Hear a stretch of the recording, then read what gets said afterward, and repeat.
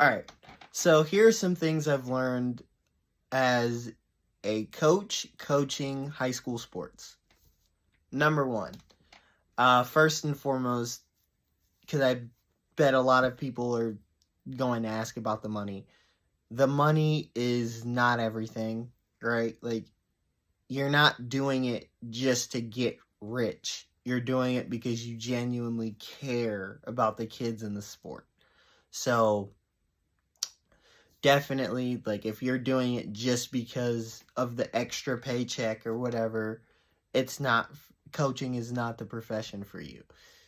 You're going to work long hours. You're not getting overtime. That's just kind of part of the profession, especially when you're coaching youth sports at a school. Next, you are going to travel a lot. You're going to be on the road a lot. Practices, meets, just things with the school outside of the sport in general.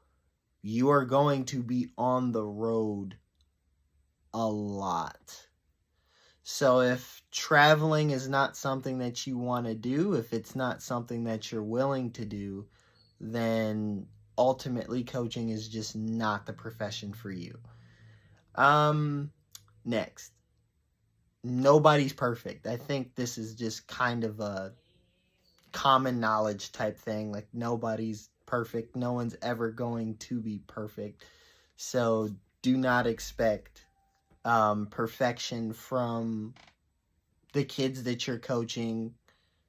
Don't expect perfection from yourself. Just focus on getting better as a coach, and also focus on focus on developing well-rounded human beings outside of just being student athletes, because that's your job as a coach. This is number 4, right? Okay, so fourth thing. A lot of these kids are not going to come from the best situations. A lot of the kids that you work with, for that matter, are not going to come from the best situations. So if you have, like, a short temper or, like, very little patience, then you're probably not going to be a successful coach. Because success is subjective to everyone, but you're not going to get what you want out of coaching. Like, if you have very little patience or you're very short-tempered, you're not going to get what you want out of coaching, because kids, they're not always going to come from the best living situations, and they're going to say stuff, So, like, they're definitely going to insult you or tease you, say things, because it's a lot of the time it's just kids being kids. So as a coach, being patient and having a thick skin are keys. Like, those are very huge. Like, if you want to have longevity in your coaching career, and if you want to be a successful coach, you will need patience, and you will need to have a thick skin.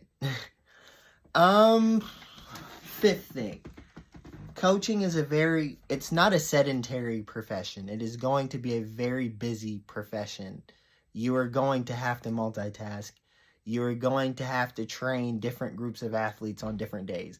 Or, better yet, you may have to train multiple groups of athletes in one day within the hour and a half or 2 hours or however long your practice is. You're going to have to train multiple athletes or multiple groups of athletes in a day. You're going to have to train multiple skills in a day. So you being able to multitask and provide as much knowledge and insight as you can on each of the skills, and pay attention to detail in each of your tasks, is definitely key for you to be a successful coach. It is a very busy, it is a very mentally demanding profession. So if you're not able to work with different groups of athletes in a given day and provide as much insight and knowledge as you can in the short periods of time that they get to practice, then coaching is probably not the profession for you. Next, communication as a coach is key. It's not only the things that you are saying. Well, at least it's not always the things that you are saying.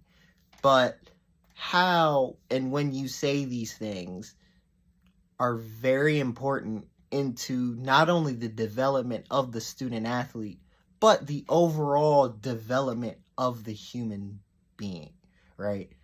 If you're always yelling and screaming, right, then chances are the kids probably aren't going to be as receptive to that, right? You have to find that balance of being a coach and being a friend and mentor as well. It's tough, but as you get more experienced as a coach, it'll come to, well, it won't just come to you, but it will take work.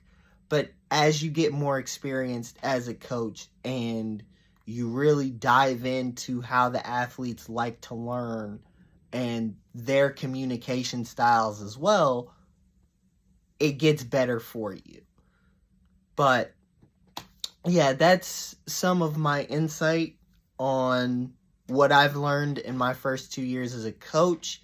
I know it was relatively quick, but I may make a part 2. And last but not least, don't forget to like, comment, share, and subscribe if you make it through the video. My Instagram will also be in the video description as well for you to follow me on Instagram and join my community on there. So with that being said, thank you all for watching and stay tuned for more. Peace.